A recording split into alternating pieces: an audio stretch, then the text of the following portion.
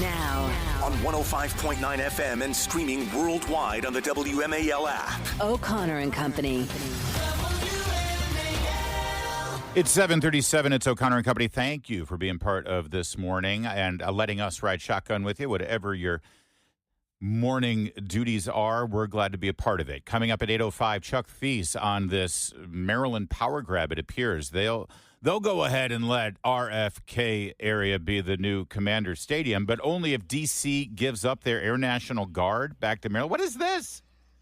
We'll get into it at 8:05. Also at 8:35, May Mailman of Independent Women's Law Center on the Supreme Court hearings going on, coming up in about an hour there, U.S. versus Skermetti. This has to do with transgender procedures in Tennessee. That's all coming up. It's Larry O'Connor with Julie Gunlock. Morning, Julie. Good morning. Joining us right now is my fellow Michigander, Nick Minnock, although I don't know if he's a Sparty or a Wolverine, but Nick, what a great game that was over Ohio State, wasn't it, Nick? Nick? Yeah. Oh, Bear. Oh, boy. Good morning. How are you? Well, thank you. All right, let's flip back to Loudoun County, Virginia there, as we just played a bit of your extraordinary interview with Arbin Estrefi, and I want to commend you for keeping a straight face as Mr. Estrefi, a member of the school board, was making the case to you that the reason why they shut down cameras was out of transparency. Was I understanding that right? Were you understanding that right? Right. Arbin Estrefi and many of the Loudoun County School Board members ran for their seats last year, and many of them ran on transparency and trust. Estrefi actually had in big, bold letters on his campaign website, improving transparency and trust. So he asked Estrefi, how is turning off cameras during public comment on improving trust and transparency? It's what he ran on.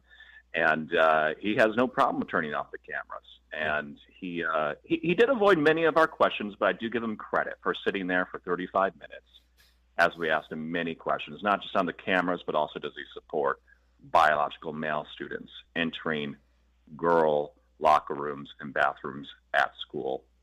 And he avoided many of those questions too. But he did. But I want to point out, and this is really good of you to draw focus on that one of the public debates that was going on as the school board decided that they wanted to shut those cameras off in the name of transparency, of course, had to do with families, immigrant families, first or second generation immigrant families, families of color, who were objecting to those transgender policies. And I think that impacted their decision. You suggested that it may have, and did you get any straight answer from that?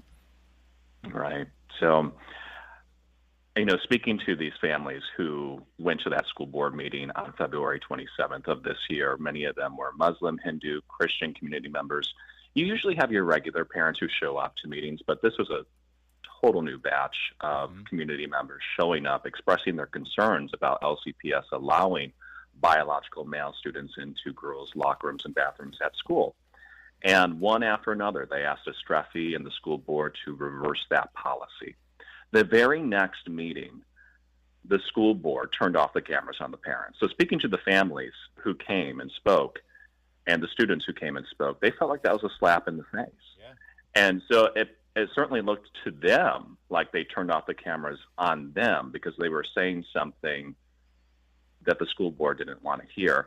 And what's important to remember with them shutting off the cameras, this was really the first time this year we've seen the school board begin its retaliatory behavior against the community. There's several other examples where they've retaliated against staff aides.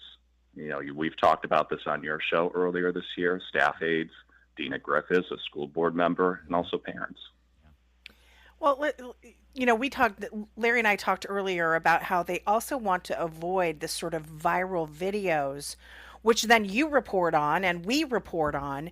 I'm thinking of Marian Jensen. She was that Prince William County parent who challenged the mask mandates very effectively. And Brendan Michon, I called him earlier the figure it out dad. They hate those viral moments. They hate sort of parents challenging them. But again, isn't this a little bit about wanting to avoid the media following up on this?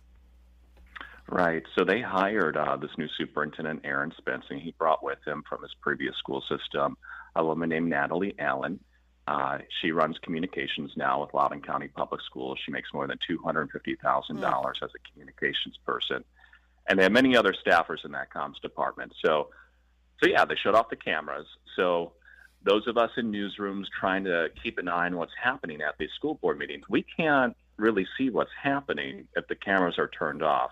Or we could send a camera there, right, a photographer, and go and cover it. But even when we do that, they make it very difficult. For instance, they won't provide a mult box. So even if we go, we can't capture audio of the speakers. And so it seems like they're putting roadblocks in the way of the press in covering these public meetings. That's for sure. Speaking with Nick Minnock, WJLA, local Channel 7 here. Nick, I understand you have an update on that story that happened during the campaign, the break-in of the Trump headquarters in Loudoun County. What's the latest? Yeah, so the Loudoun County Sheriff's Office, they've worked with authorities in California. They've found the man who broke into the Trump headquarters campaign office in Ashburn, Virginia, in Loudoun County. And we know that this man has a criminal history. He's 39-year-old Toby Shane Kessler. And they found him, and it looks like they're going to extradite him to Virginia. But the Loudoun County Sheriff's Office isn't saying more than that until they get more information. And for example, what is he charged with in California? Because that's how they found him, is he was arrested there. Uh-huh. And still no motive, though, in that break-in that we know of. Not yet. And when we reported on this in September, or August rather, the Loudoun County Sheriff's Office didn't know what he took with him. Mm-hmm. Could it have been campaign signs? Could it have been materials? It's a campaign office, right? So there's papers everywhere. There's computers. So they're still trying to determine that, which might speak to motive. All right, Nick Minnock, always great work. We hope you had a great Thanksgiving. If we don't talk to you, have a great holiday season, and the new year is looming. Enjoy it. Keep up the great work.